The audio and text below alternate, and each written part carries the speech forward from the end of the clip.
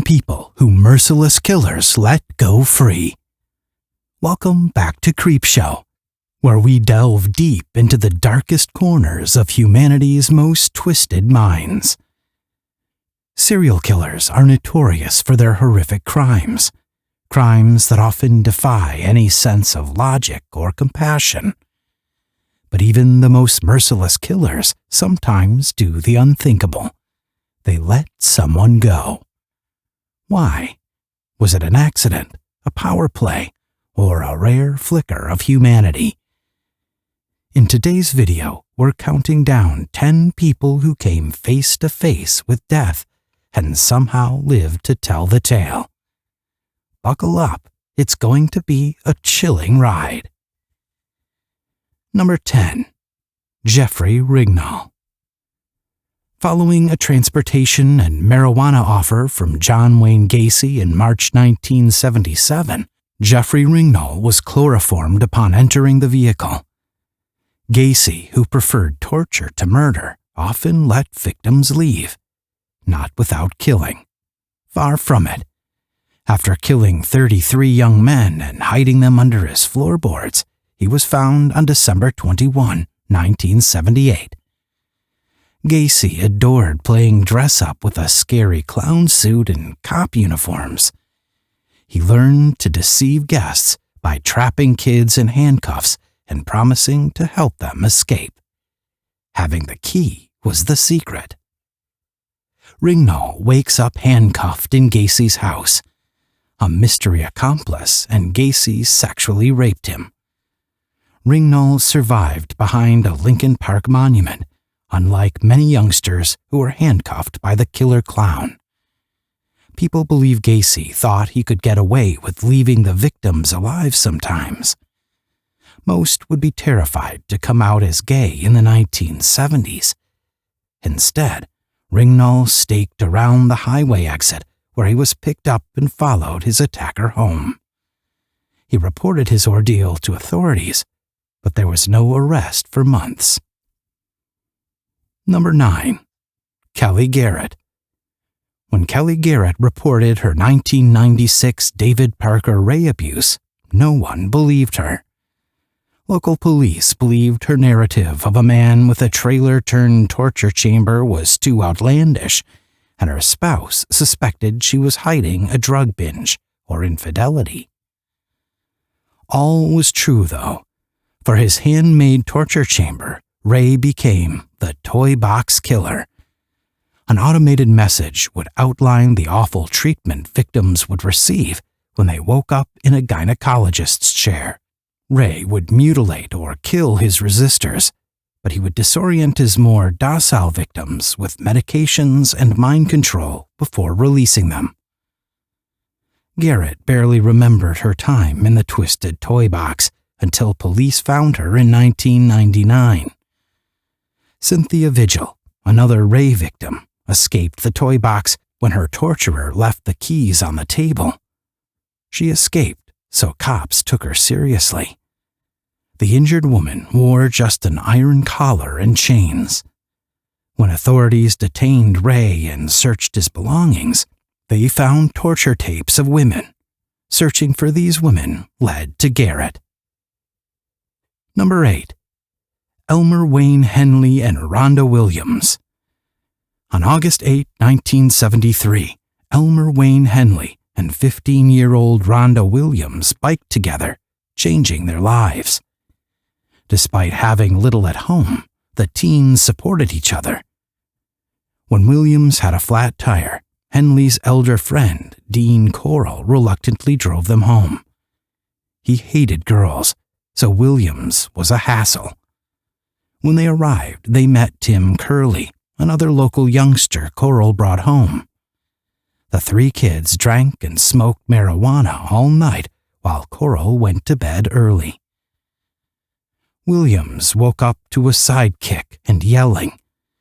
After thinking it was her abusive father, she realized it was Corll. She also discovered she was shackled to a board with Henley and Curley. Corll planned to rape and murder Curley, but he wanted Henley to attack Williams to keep her quiet. Williams said she never felt threatened, even though Henley subsequently admitted to being conflicted. Henley assured her she would survive, and she believed him. Ultimately, she was right. Henley raced into another room and shot Corll dead. Police discovered Corll's horrible operation with Henley and his friend David Brooks. Both boys struggled to blend in as kids, so Corll gave local lads confectionery samples from his family's company. Brooks idolized Corll too much to say anything when he saw him assaulting two boys. Henley thought he was Corll's next victim, but they got along so well that he obtained a job. Henley received $200 every boy given to the serial killer.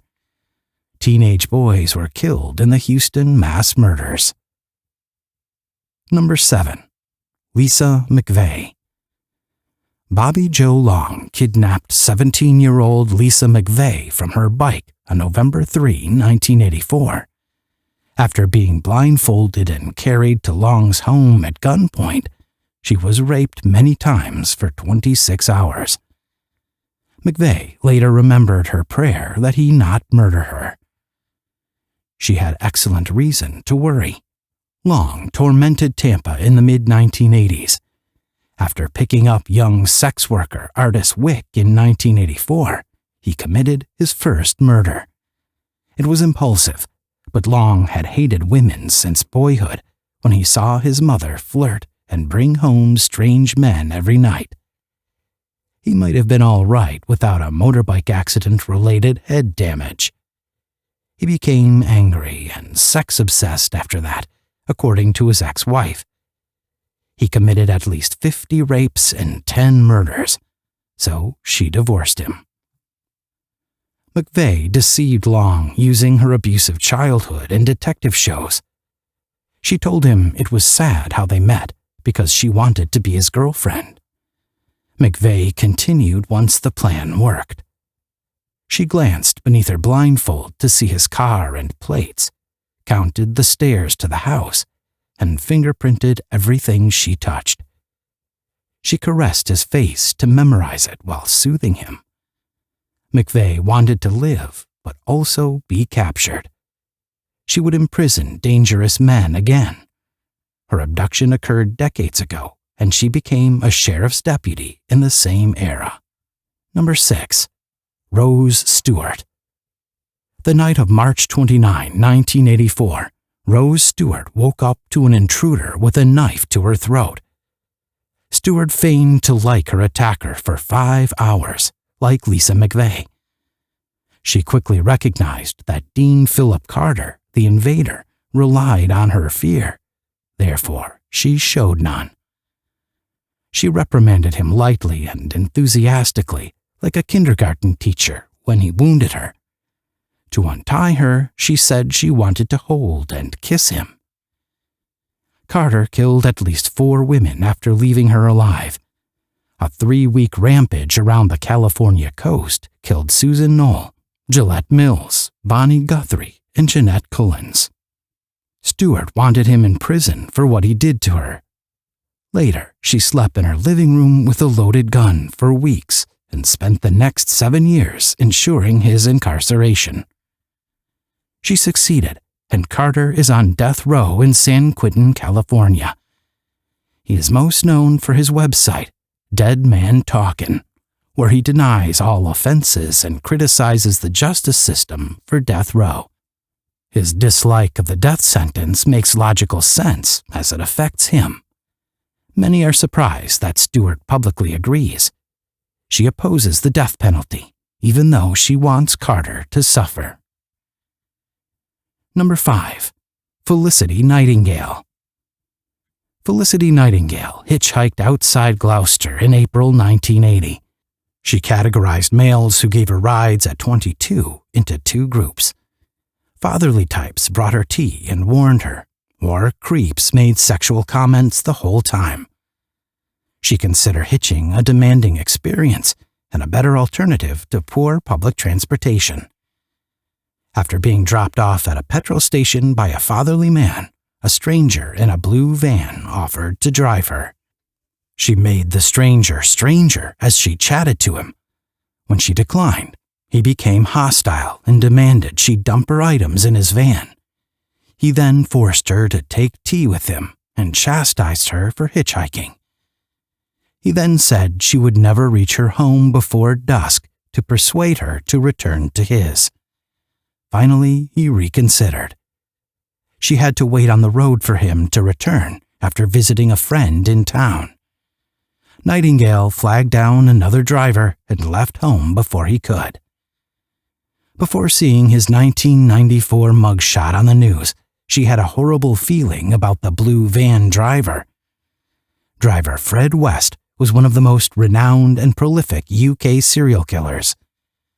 West murdered at least 12 young women with his wife, Rose, but most suspect many more. Nightingale would have been slain if West had returned. Nightingale jokes that Fred West rejected just her. Number 4. Margaret Mayfield Palm. Stephen Morin, a vagabond on a 5-week Southwest murdering spree that killed several women, held Margaret Mayfield Palm at gunpoint in a San Antonio store in 1981. As he hopped into Palm's car and commanded her to drive, he said he had slain a local woman the night before and escaped a police raid via his motel window. He would kill her. Pam prayed in terror. Morin didn't shoot her. Instead, he sobbed and told Palm about his life. Longtime drifter and IV drug user, he made a life by stealing or beguiling women. This often resulted in murder. Palm reminded him that his presence with her was no coincidence and that he might still seek for forgiveness. She read from her prayer book and played evangelical cassettes for him for 8 to 10 hours while traveling. He gave her all his gunshots before leaving. Morin planned to turn himself into an evangelical leader in Fort Worth, but police arrested him at the bus stop. Number 3. Sandy Fawkes. British journalist Sandy Fawkes had no idea Paul John Knowles, an America's weirdest serial killer, was the man she met at an Atlanta Holiday Inn bar. He killed at least 20 unintended people in Ohio, Texas, Connecticut, Nevada, Virginia, and Georgia. Knowles introduced himself as Lester Darrell Golden in a victim-stolen suit and said he would be a good subject for her next book. He boasted that he would die in a year but be famous. As they drove a stolen white Chevy Impala, Fawkes joked with him for a few days. Though they split amicably, Knowles was right about his fame and death. He bragged about his misdeeds to police before being shot while trying to escape a police cruiser with a paperclip. His goal was to become a notorious serial killer. Fawkes realized that her only survival was due to her journalism. Naturally, she wrote about her scary meeting with a vicious killer in Killing Time, 1977. Number 2. Carl Stotter. A 21-year-old drag artist named Carl Stotter entered the Black Cap pub in Camden, England, in 1982 to drown his sorrows over his latest broken love. After a few drinks, a tall man offered to buy him another. A few hours later, he woke up from a drunken haze, having trouble breathing. Stotter initially thought a man bent over him to help him.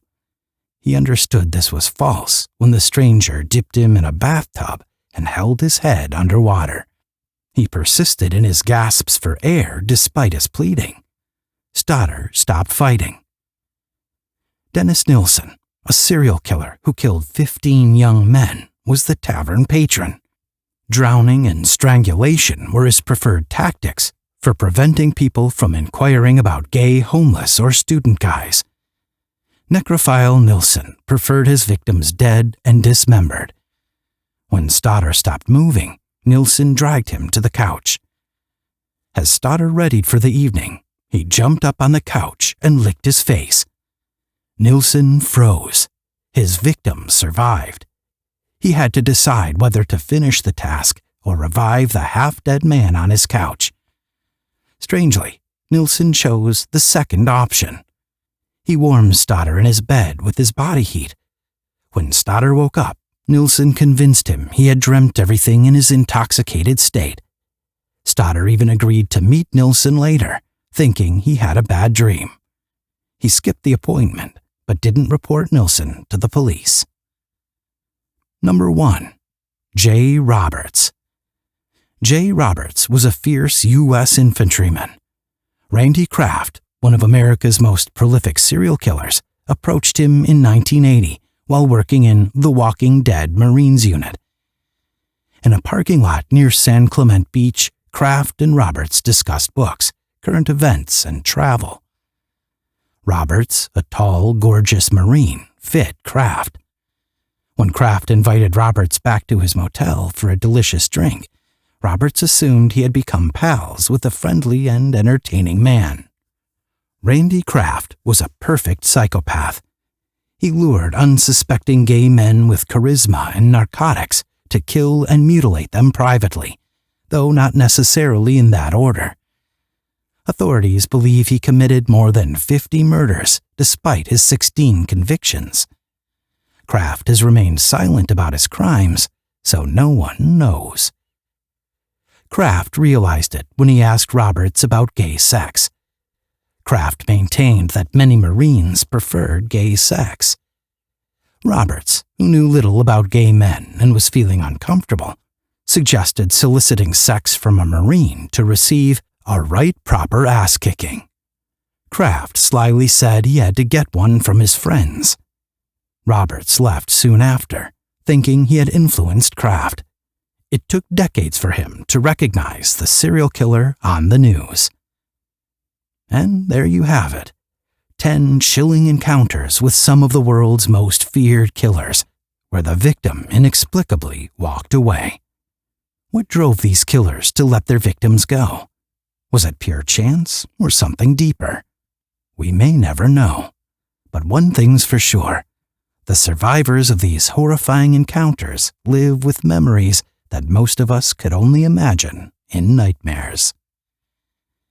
If you enjoyed this video, don't forget to like and subscribe to Creepshow for more unsettling tales of true crime, horror, and the unknown.